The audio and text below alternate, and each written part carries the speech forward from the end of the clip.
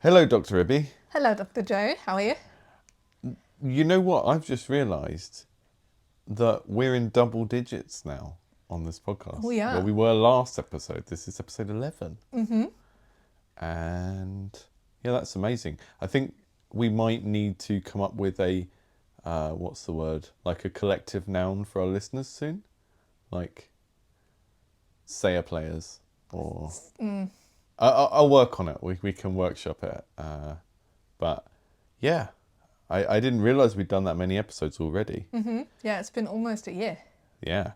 And this is an episode we've talked about doing a few times because it's a subject that we have dipped into probably a little bit on, well, lots of episodes, if not all of them, right? Yes. But we've never actually, I don't think we've ever said the magic word. But possibly not, right? Yeah, The magic word today is semiotics. Yeah, this show is brought to you by Semiotics. No. Okie dokie. Let's get it what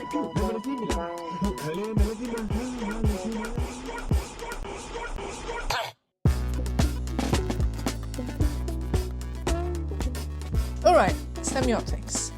Yeah, so semiotics is helpful for us to talk about because we've kind of covered bits of it already, and there is a game we wanted to talk about next that is almost impossible to talk about in relation to linguistics without talking about semiotics first, which is kind of one of the ways we got here.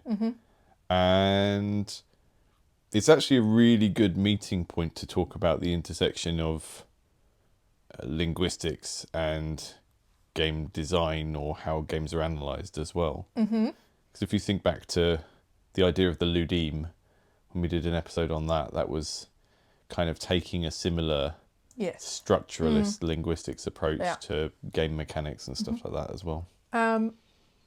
Do you want to start by briefly explaining what semiotics is, or do you want me to do it? Yeah, I can do. So semiotics is what we're doing whenever we talk about what things mean. Yeah. So it's the study of how signs make meaning.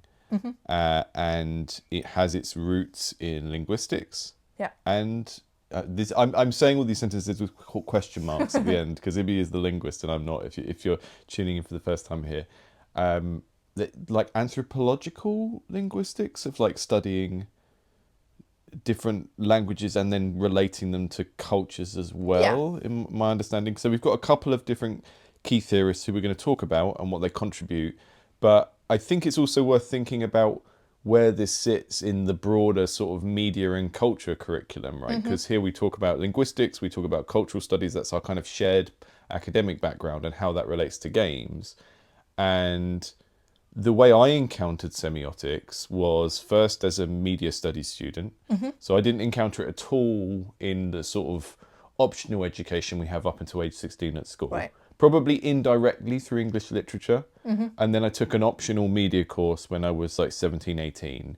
And that was when we got taught semiotics in relation to cinema and like Right. mise en scène, which is like the French term for what's in the scene. So you look at what's on the screen and you go, oh, they gave him that hat deliberately because that hat means he's a bad guy, right? And then you're doing something. So I think a lot of us encounter semiotics through media studies courses, and that is really down to that probably being one of the most popular subjects that covers it. Yeah. And then my experience was it kind of gets claimed by media studies in some places, and you get told, oh, this came from linguistics or it came from anthropology and stuff like that, but we're not really taught it as being about language. We're taught it as being about visual language, right? Yes. Which is a type of language, Yeah. but not Yeah. verbal language. But, yes, so it sort of started out with...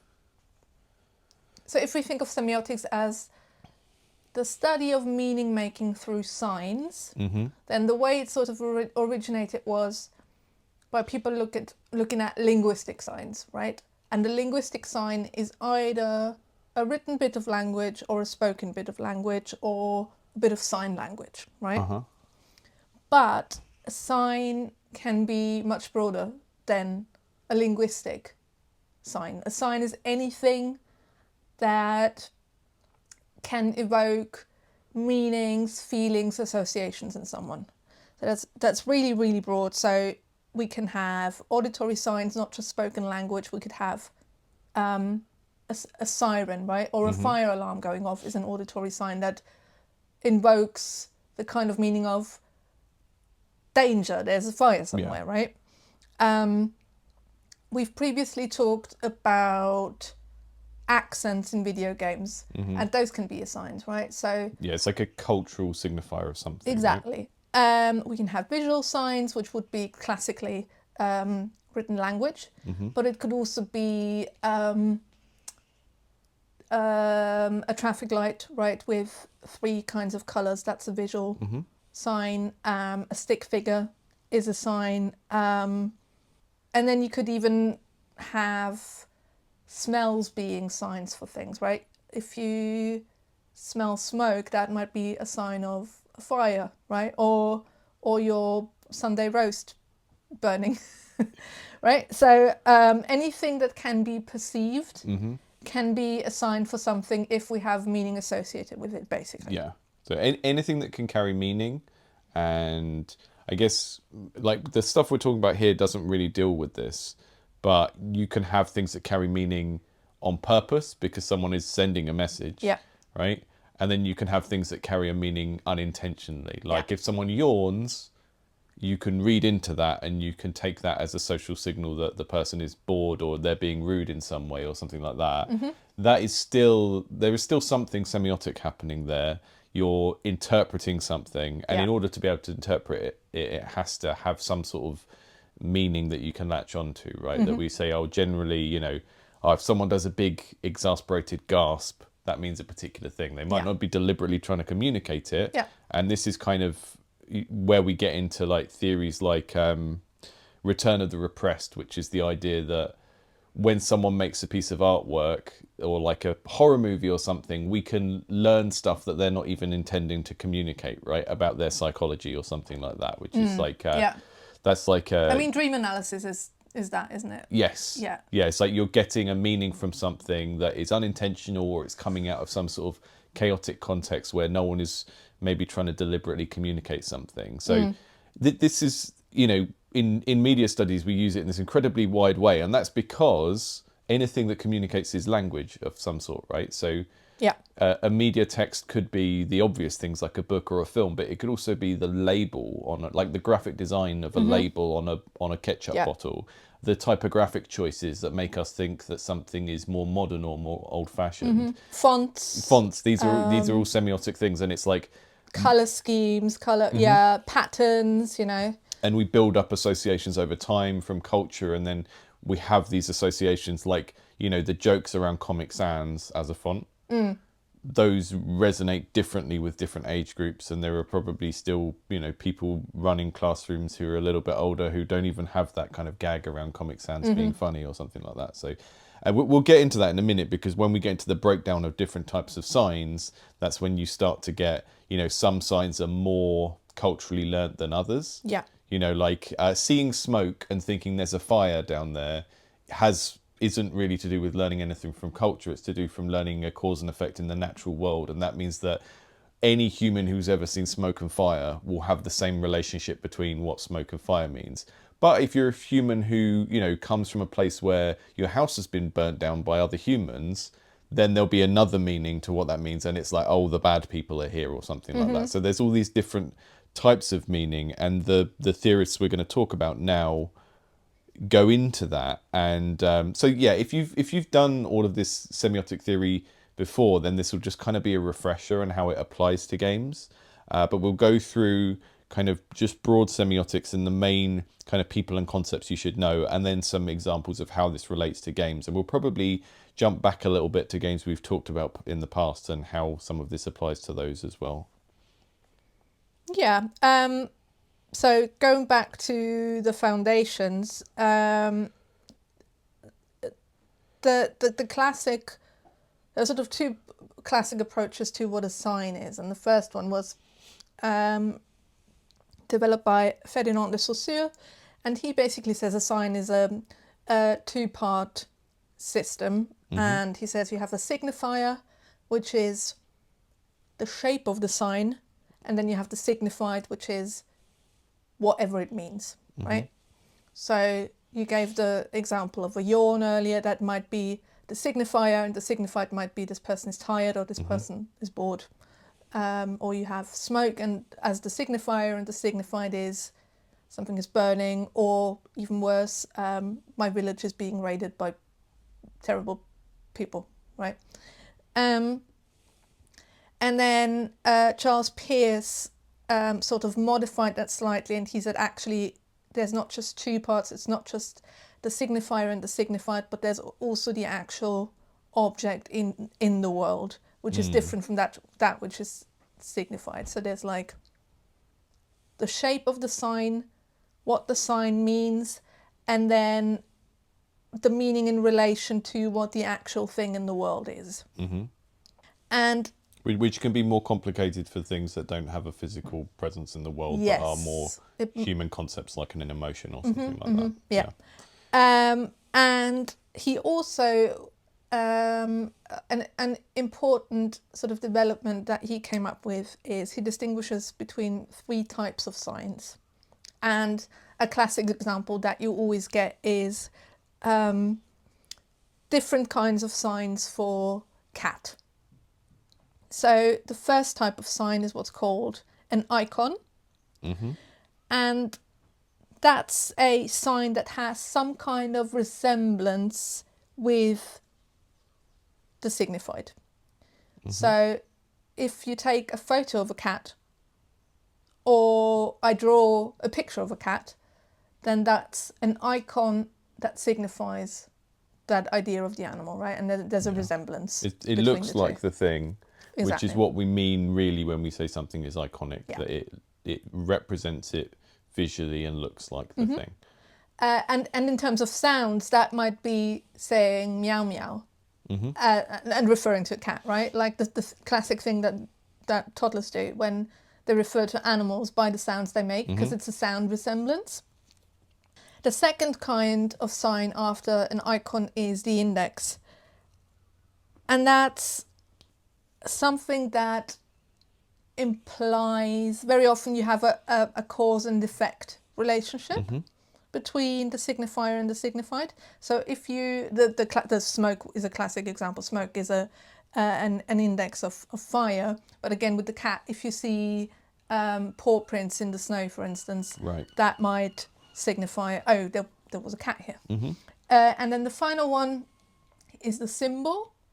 And symbols are the kinds of signs that we have in language, spoken and written language. So the word cat is a symbol of the concept and the animal of cat, right?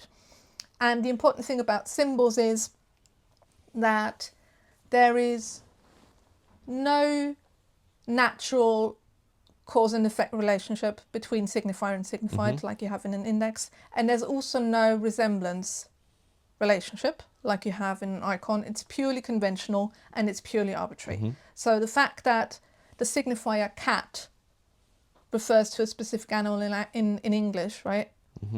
But in a different language, like in German, it's Katze, right? So you have a different signifier referring to the same signified. And that's purely conventional and purely arbitrary. Yeah. And those are quite similar languages where we share some root of our word, but there are, languages where the word for cat is totally dissimilar because language is arbitrary in that way. The iconic thing of recognizing a cat and understanding conceptually that shape of animal is a cat is the same for everyone. The indexical relationship of seeing some footprints that look like cat's footprints and knowing that they relate to a cat is the same for everyone. And then the symbol of the language is completely arbitrary and different depending on what language you have it in. But if I were to refer to a cat as a meow meow, then I would be using an indexical relationship, right? Because I'd be calling it that because that's the sound it makes. So I'd be misusing the iconic sound. That's an icon, not an index, right? But icon using it to represent the cat would be like a sort of secondary thing. Although you might have slightly different, if you ask toddlers speaking different languages, what does the cat say? They will say slightly different sounds. Yeah. So that there is a culture-specific aspect How to the that. sound is heard because it's an onomatopoeia, Yeah, right? yeah. Yeah, I know that the one in Japan with frogs is that they say karoke, karoke, which I really like. Oh, yeah, that's cute. Yeah. Yeah, so basically what does that mean when we translate it to games, right? What kind of signs do we have in games? Classically, you will have very often linguistic signs, right? You have spoken and written language in a lot of games, Yeah. which is the same for films and TV shows. Also similar to TV shows and films is you will have non-linguistic auditory signs, right? You might have music, Sound effects. that kind of thing. And then you would also have non-linguistic visual clues, right? Like there is a picture in Yellow film. paint telling you where you can Or climb. just like people, characters moving, wearing certain things, moving in certain ways, doing certain things, right? Yeah, anything you can look at and describe it as an object and say there's a ladder, there's a guy, there's a barrel. Yeah. Yeah. And we've talked about that kind of thing, as I said a little bit before. We talked about sort of accents and what different accents or speech impediments of player characters might signify, right? We talked about the classic example of character body shapes and associations with slender, tall elves versus dwarves. So that's all examples of semiotics, right? Whenever something signifies something, that tells you it's a sign and it's to do with semiotics, basically. But I wanted to talk about some things that are maybe more specific to games specifically. Is there anything concrete that you wanted to? Well, I was just thinking when you were speaking about the types of visual sign that you see, a lot of those things are in film and theatre. We call it the diegesis, right? The fictional world that exists. But we've also got this layer of interface that exists in games, right? So, and some of the signification that happens there is incredibly specific to, well, it's not specific to games because you might see it on your like TV controller now or something. But for example, if you imagine that you're playing a game and there is an instruction to jump, and you get a little like block of interface and it says jump, and then it says X. It's got a little image of the button, right? So it's signifying the button on your controller, and you can look at it and you can say, okay, that's that button on my controller. But it's not just showing you the button. It's telling you that jump is related to the action of you pressing this button, right? So what's signified by showing the button on the screen when it's teaching you the game or giving you a tooltip is a way of representing the pressing of the button rather than just randomly telling you about something on your controller, So that's a very specific one that we take for granted in games. And the way you can know it's taken for granted is if you give a game to someone who's never played one, like a very small kid or someone just who doesn't play video games, and then watch them struggle with even just following the instructions. They don't have that immediate link between seeing like L1 on the screen and knowing where their hand goes, right? So there's all that side of things that I think is an interesting example of very game-specific communication. Yeah, so that's very interesting that you bring that up because I did, as I tend to do, I went to see if there's any research on the semiotic of games and video games specifically. And I found a really interesting paper in Game Studies. You can find the inferent link in the description, called The Semiotics of the Game Controller, which is very interesting. It's a paper from 2018 by Johan Blomberg. And basically what the paper is arguing is that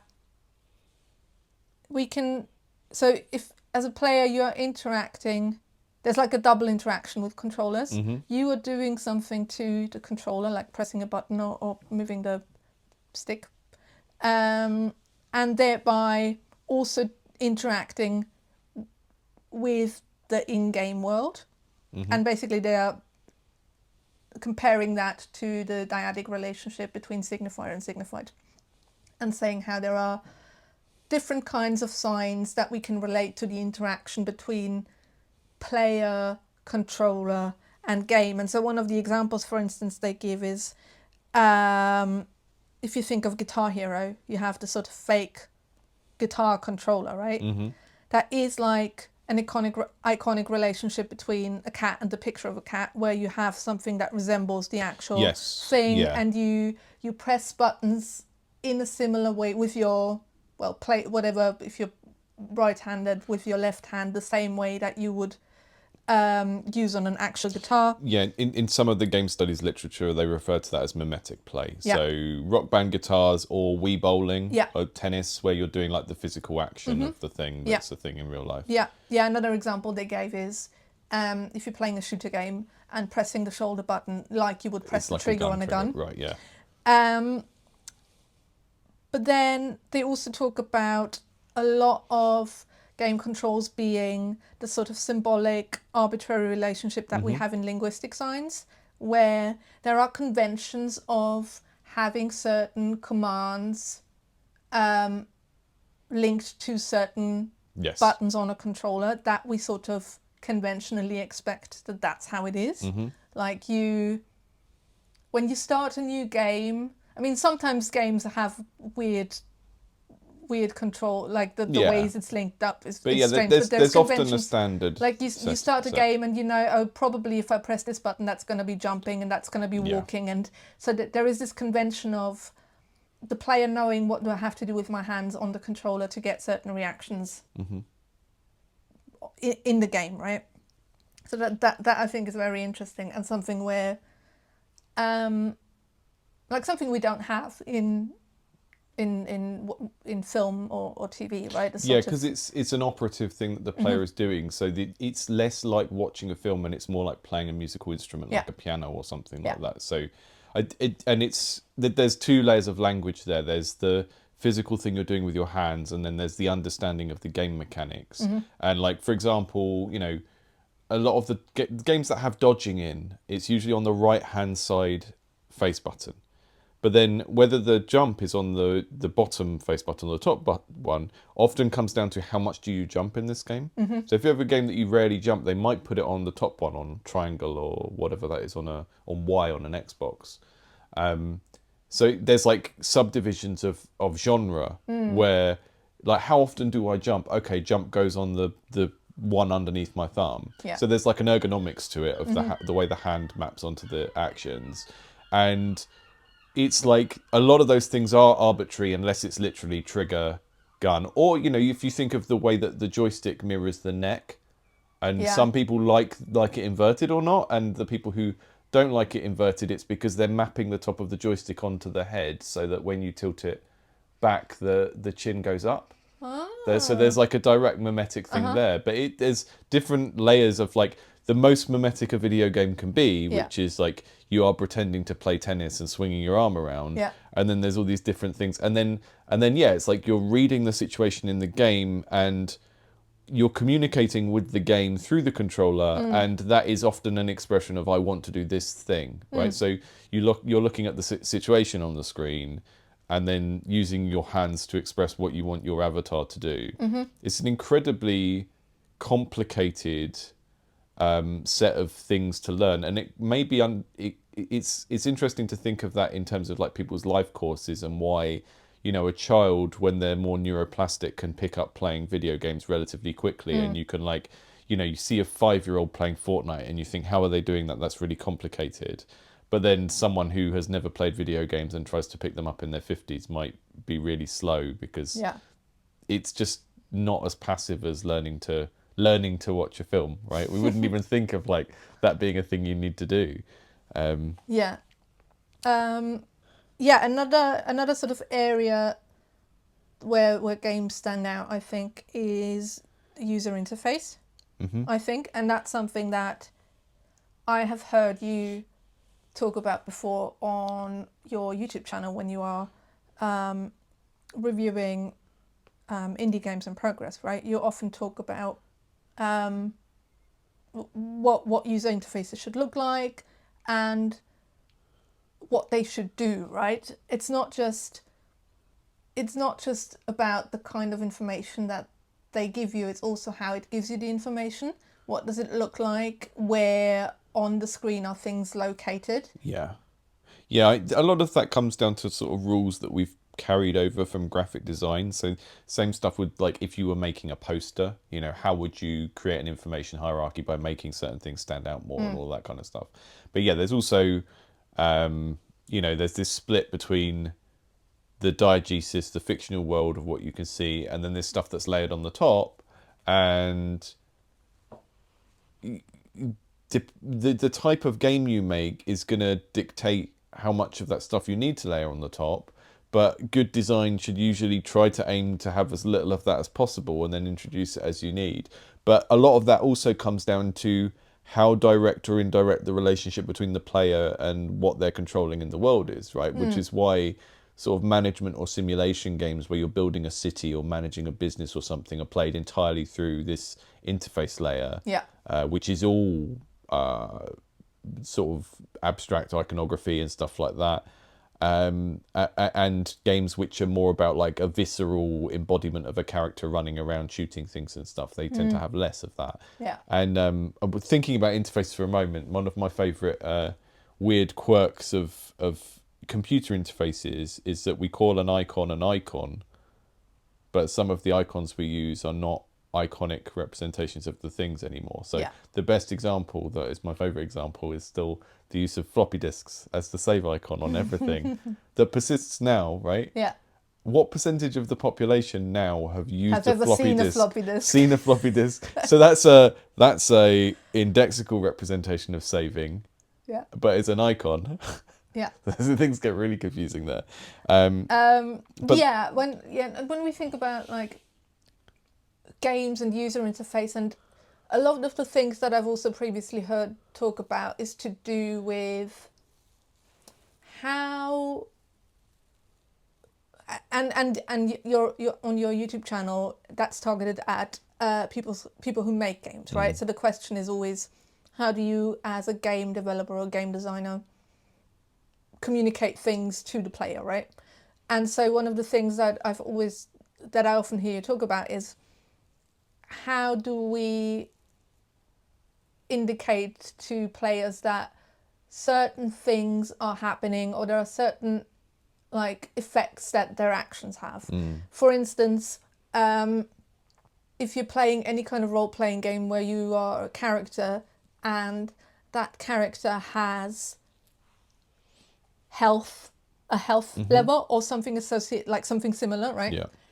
How do we communicate to the player that where their health level is, and especially if it's getting dangerously low to like dying, right?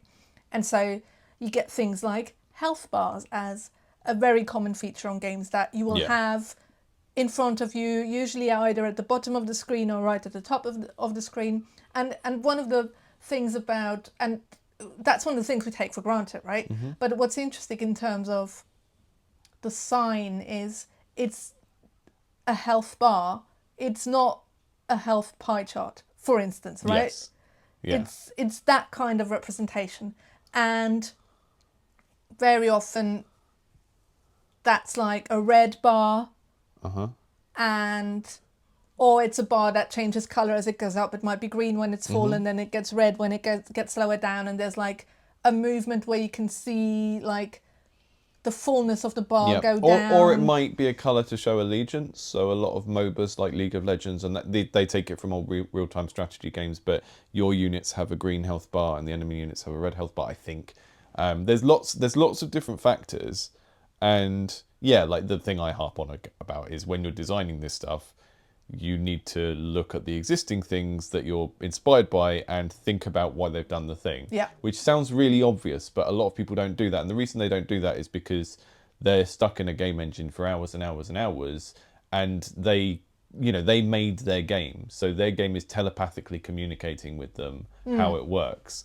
And it's very hard for them to step back and look at it and go, what does my game need to communicate to the player in order for them to play it? So they either forget to communicate the stuff or they just put stuff in because that's what games do, but they don't understand that the context is different. So basically, right? they're not really thinking about the relationship between signifier and signified. Exactly, right? yeah. So if you take the example of all the different types of health bar you just talked about, there might be a situation where having a health bar that starts green and goes red is better, and where having a health bar that's all red is better. It's going to be based on loads of other stuff around it, like do red and green mean anything else in this game, and all of that kind of stuff. So you've got like, it's almost like you've got a broad language of what gamers expect based on what they've engaged with before, because they've had to learn this collective language to play all these other games. And then you've got the individual instance of what your game is doing. That's almost like a dialect within within like the language of how games communicate. So, but that, you know, there are certain things that have just become like color signification is a useful one to talk about, because we get rarity colors, right? So you trace them back to, I think Diablo 2 had them, which is early 2000s, and then various other games have them, and there's neurocognitive reasons why it's those colors, like the way that the orange stands out in terms of the cones of your eyes as being the top of the hierarchy.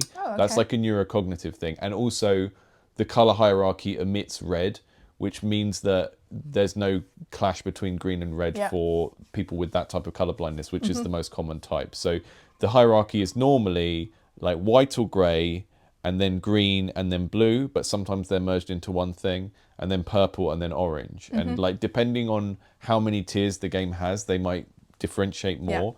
But that's like, that is a reason, on a symbolic level, it's arbitrary. Right, we might look at it and think, well, grey is a boring colour, and that's why grey is common. Yeah, and orange is closer to gold, and maybe right. that's like. But even then, that's taking a symbolism from an existing set of symbolism of like bronze, silver, gold for medals or something, and then reapplying it. And yeah, like purple feels luxurious, so that's why purple is higher than green. That there's some degree of taking that colour symbolism from somewhere else, but the way it's been arranged in this specific hierarchy, you know, you could have purple above orange, but it's just become that way, and you can deviate from it slightly. And then it's partially arbitrary, and then it's become conventionalized, and it's become this like equivalent to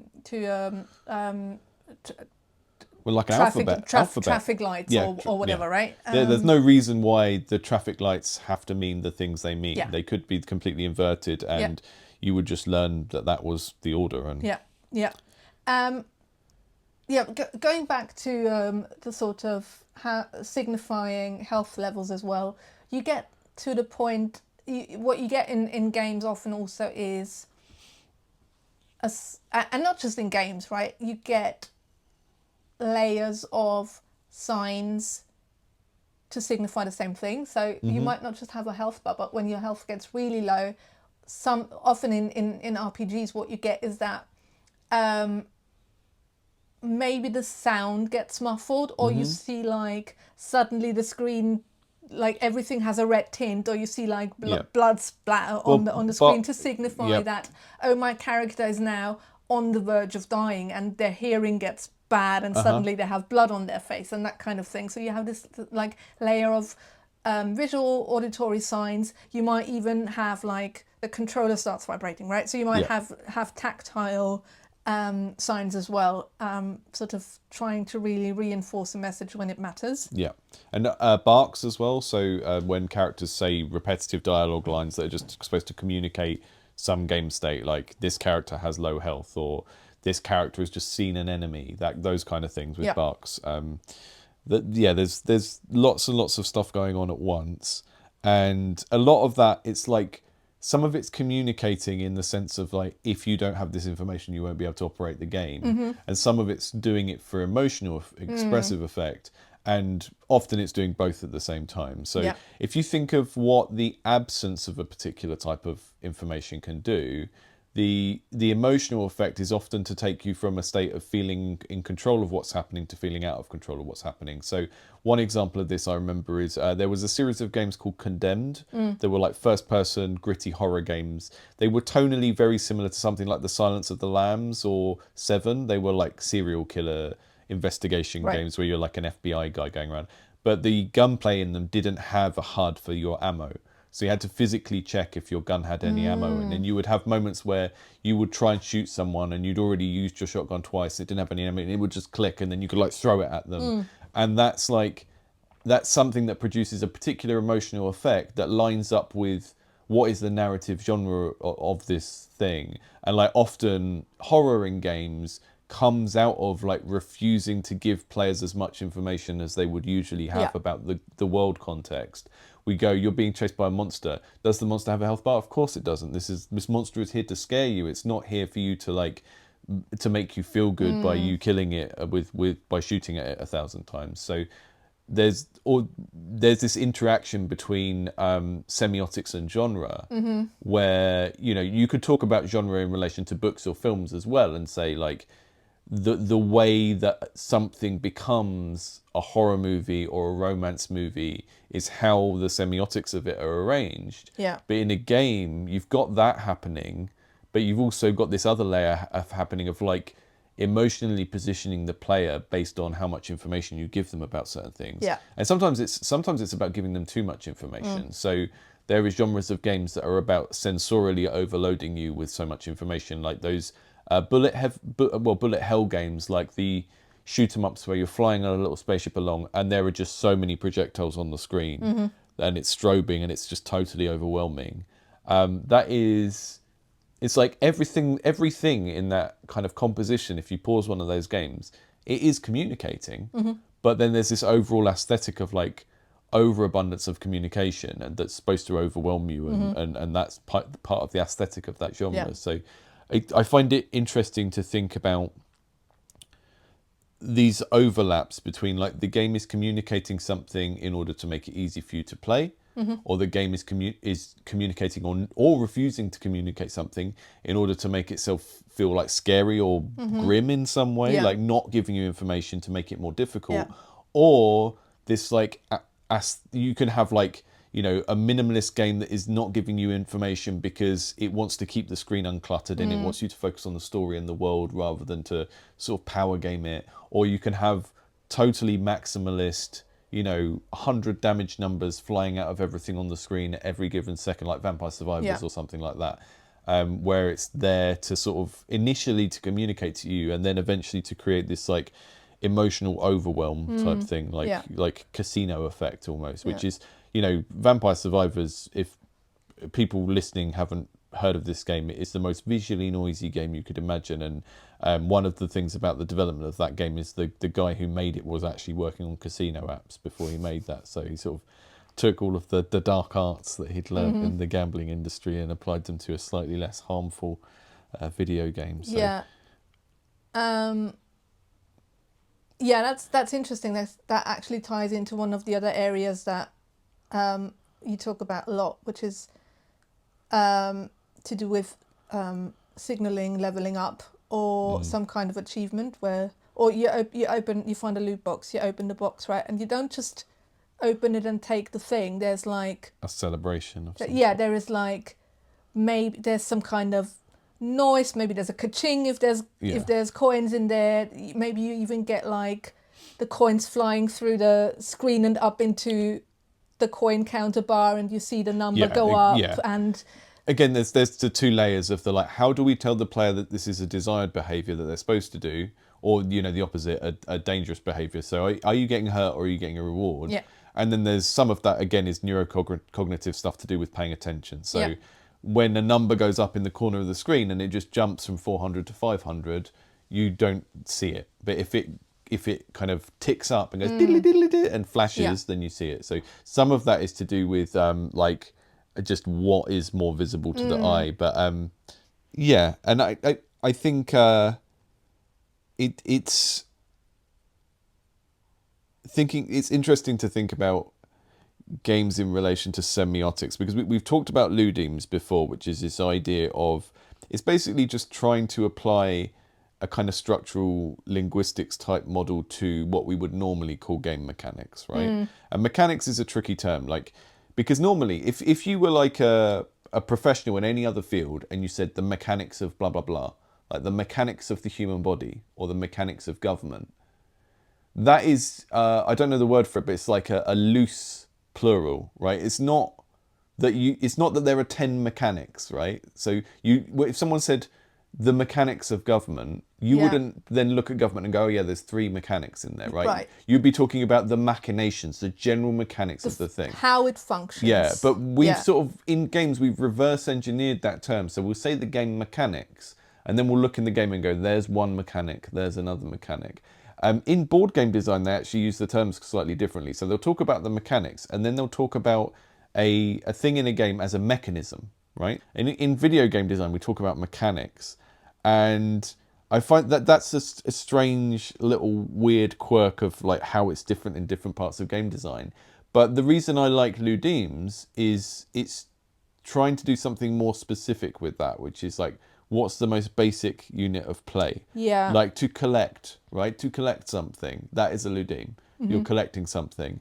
And then to spend a resource would be a ludeme. And then, you know, your game might have 5 instances of collecting and 10 instances of spending, and it might have 3 instances of avoiding. So anytime you can put like a verb or a noun into a game system, and like, you know, a noun could be enemy or treasure or something like that, that is a ludeme. That's an individual unit of play. And a lot of what we're talking about here is you've got your play that's happening, and then you've got the representational layer on top of like blood splatters in the world, characters in the world, a gem that you pick up, and that is communicating the ludeme underneath, right? And I heard a interface developer describe this really well once. If you imagine you've got a game, you've got the whole game world. This isn't really how games get developed, but imagine you've got a game and all of the characters and world exist, and you can play the game. And then the UI programmer comes along and they have to work out where the health bars go and all of that kind of stuff. This UI designer said that their job is to like look at all the variables that exist in the game at any given moment and work out which ones need to be pumped up to the surface of the game. Yeah. So they were kind of using this metaphor of like, there's an underground in the game, there's what's happening under the hood, and we don't want to show it all at once, because that would be overwhelming and also would probably spoil the fun in some way, depending on what kind of game it is. Yeah, but you just end up reading code. Yeah, exactly. they would like look at and this is why, you know, you might have a game where it shows you how many coins you've got in one context and then it hides it in another context, right? They look at the context and then they pump up these variables. But, you know, everything we see on the screen is the realm of traditional semiotics. And it's giving us information about this stuff that's happening with ludemes under the hood, or with computer code under the hood, depending on how you want to look at it. And that's quite a daunting set of things to think about, because semiotics is an interesting little kind of puzzle in its own right, even if you were just to look at a painting and analyze it through semiotics. That nicely links to another piece of research I found. And unfortunately, because the way academia is, there is a paywall and I couldn't actually go and read the thing, which is quite annoying. But there is a book that was published in 2018 called Multi-modal Semiotics and Rhetoric in Video Games. And it has a chapter in it on procedurality as a semiotic mode. Yeah, so to try and translate that, by procedurality, we're talking about a system where things happen. Yeah. Right? So being able to say logical statements like, when this happens, then this happens, that's describing a procedure. Yeah. So they're talking about rules, systems, and parameters of a game, basically, and how that is part of semiotics. And again, this is something, it relates to the idea of the ludeme, which we discussed in detail in a previous episode. So if you think of chess, right? The idea that the knight can do the horsey can do an L jump. Yeah. So you have pieces, they all have certain moves they can do. And then on top of that, you have the idea that one of them is a pawn, Which one's is of a lower power and status than the than other a king things. or Yeah. a bishop or whatever it Yeah. is. There is a visual representation of those things, which we discussed previously. Is that part of the ludeme or is it something else? So that's part of semiotics, just the way that those pieces look, right? We signify things with it in terms of, as you said, a pawn is a lower status than a king or a bishop is.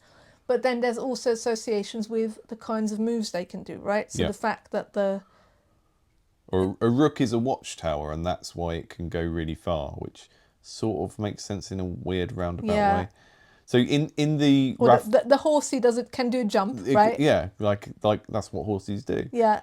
In the Raf Costa thing we were reading, he sort of wrestles a bit with this, and so the ludemes are the units of the atomic units of game rules, and so is the representation of the knight as a horsey thing, is that a ludeme? Yeah. Or is it, as we said, a thememe? Yeah, a thememe. I feel like it's a semiotic piece of information that communicates something about the ludemes. So in Raf Costa's book, Theory of Fun, there is an example there of like how if you change Tetris to be about piling people up in a pit, right?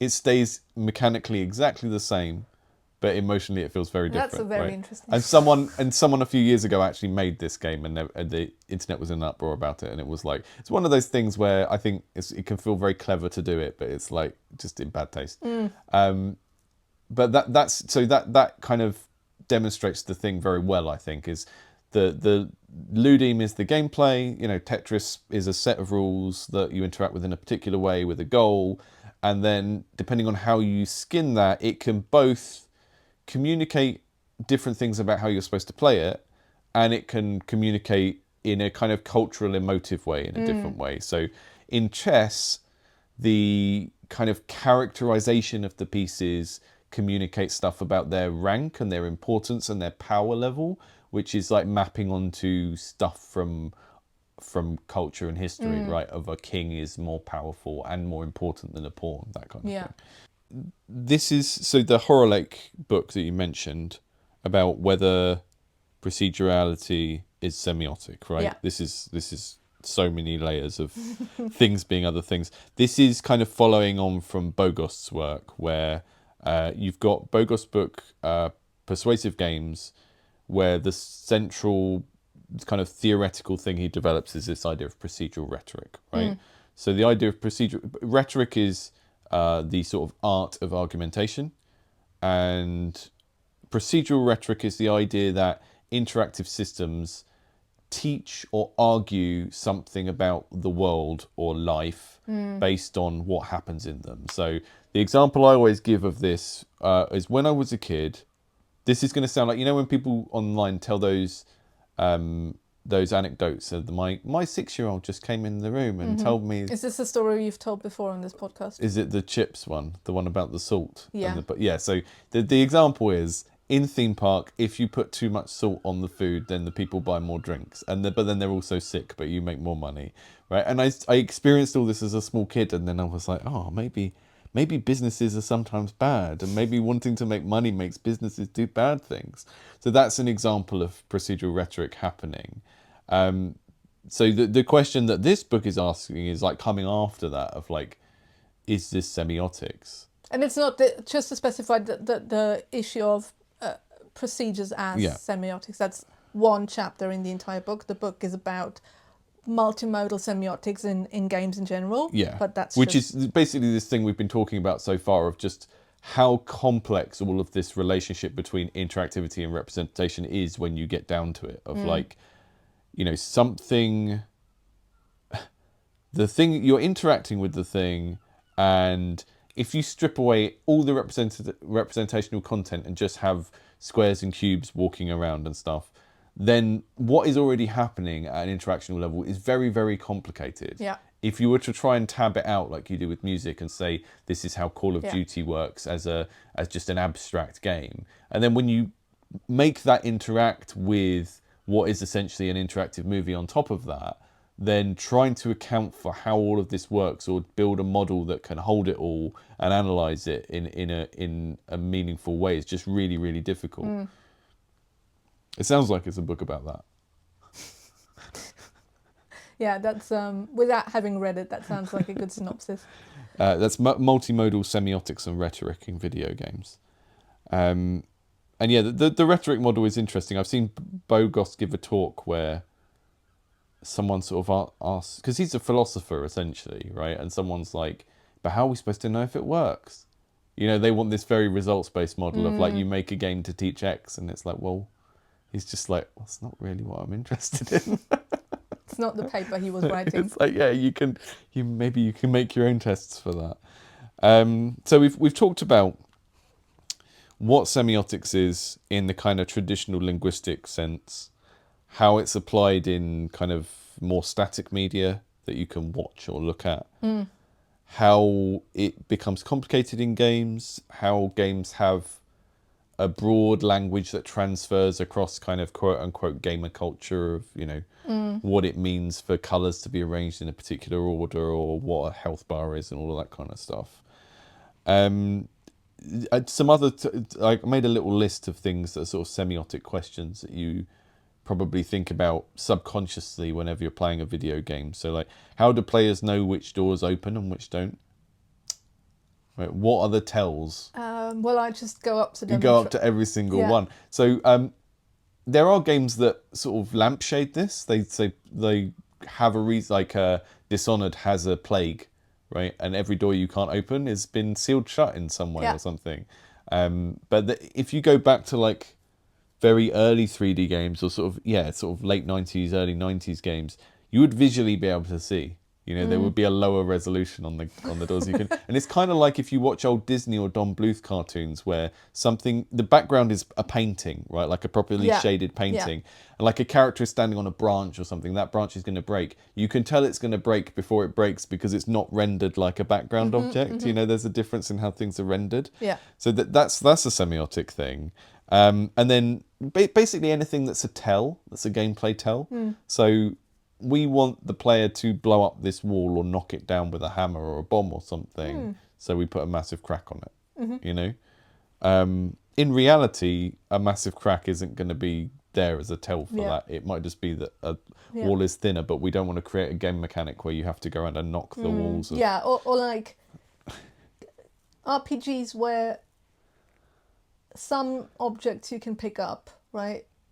How can I tell as a player that that's an object that's pickable, uppable? Pickable, uppable, yeah.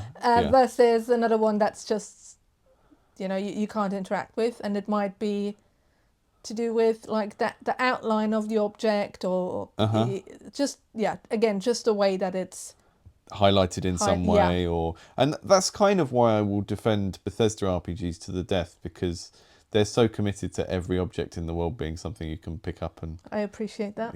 Throw around. If I cannot pick up every clothes hanger, then I'm not happy.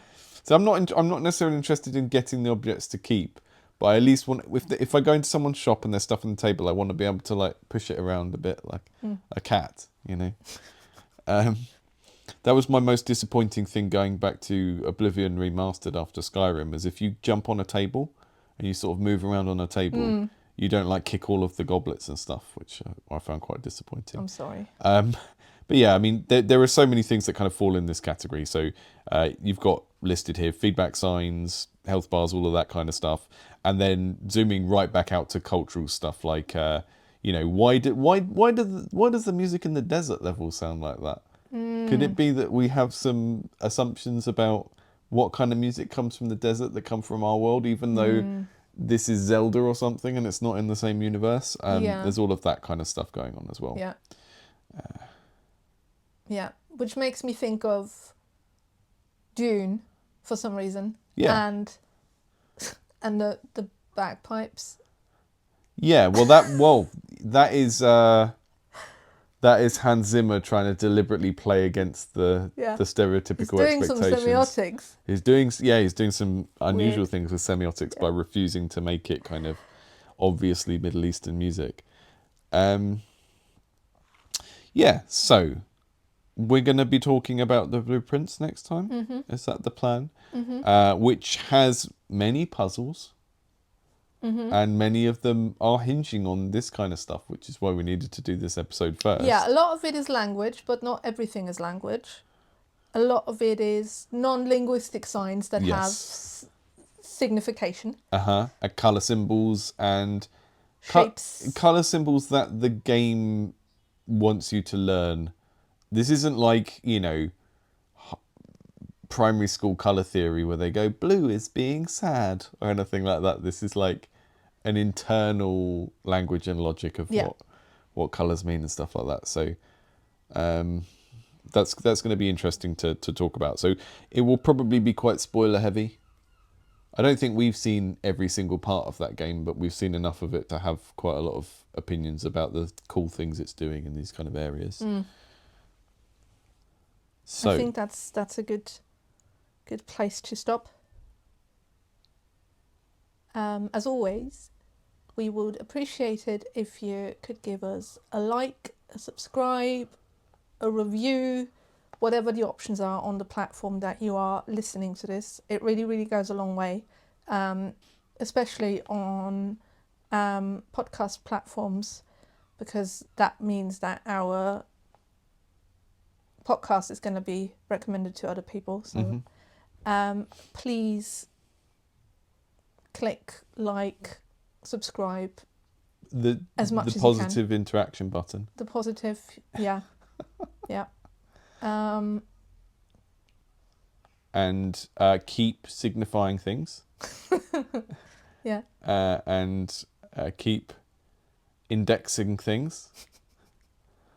And communicating using a complex mixture of these elements. Yeah.